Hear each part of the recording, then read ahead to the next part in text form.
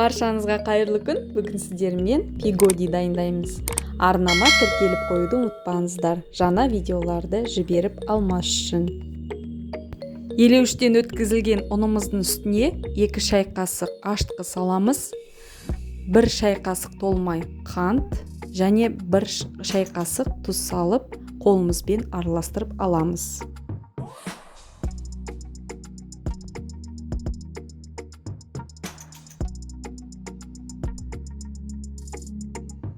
Араластырып болғаннан кейін үстіне жылы суымызды құйып, жұп-жұмсақ қамыр илейміз.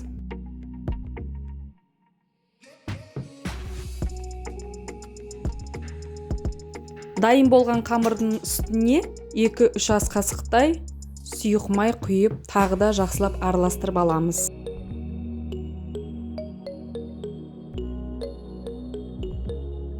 Пигодидің салмасына кірісеміз. Орам жапырақты алып, видеодағыдай жақсылап турап шығамыз.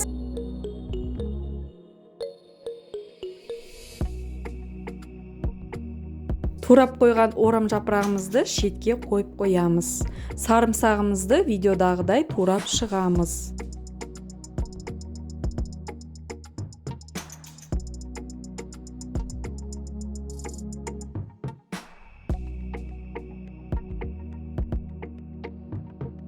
Қызып тұрған майымыздың үстіне фаршымызды салып, жақсылап араластырып, сарымсағымызды салып, тағы да қуырып аламыз.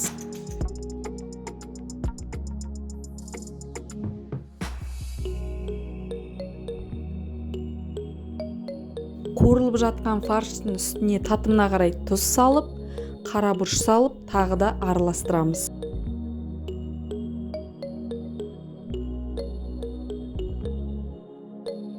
Қуырылып болған фарштың үстіне орам жапырақты салып, үстіне кинза, кішкене лавр жапырағын салып, жақсылап араластырып аламыз. Қатты қуырмаймыз. Осымен салмамыз дайын болды. Ашыған қамырымызды осындай бірдей бөліктерге бөліп, оқтаудың көмегімен жайып, тура видеодағыдай өрнекше қылып пигодиімізді жасасақ болады. Өздеріңізге ыңғайлы қылып жасасаңыздар болады.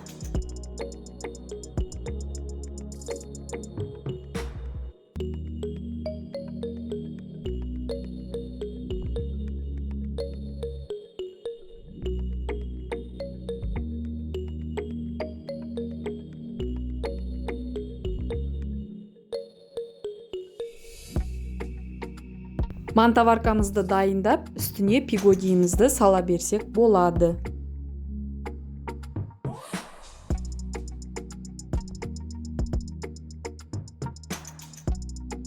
Дайын пигодиімізді осылай мантаваркаға май жағып, салып шығамыз. Судың астын қайнатып, салып қоясыздар. Енді пигодидің соусына кірісеміз. Кандяй соусы. Осылай кішкентай ыдысқа, маған 1 порцияға керек, 1 сарымсақты күштен өткізіп, таза жаңағы кинзамызды саламыз, одан кейін қара бұрыш қосамыз, одан кейін кептірілген кинзаны қосамыз, соя тұздығын қосып, жақсылап араластырып аламыз.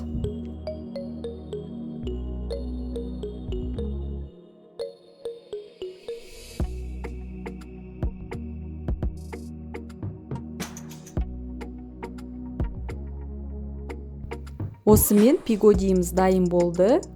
Қазір дайындаған тұздықпен пигодиді қалай жеу керектігін көрсетемін. Осылай қосып жесеңіздер болады. Астарыңыз дәмді болсын. Арнама тіркеліп қоюды ұмытпаңыздар. Жаңа видеоларды жіберіп алмас үшін. Сіздермен бірге болған Ардақ.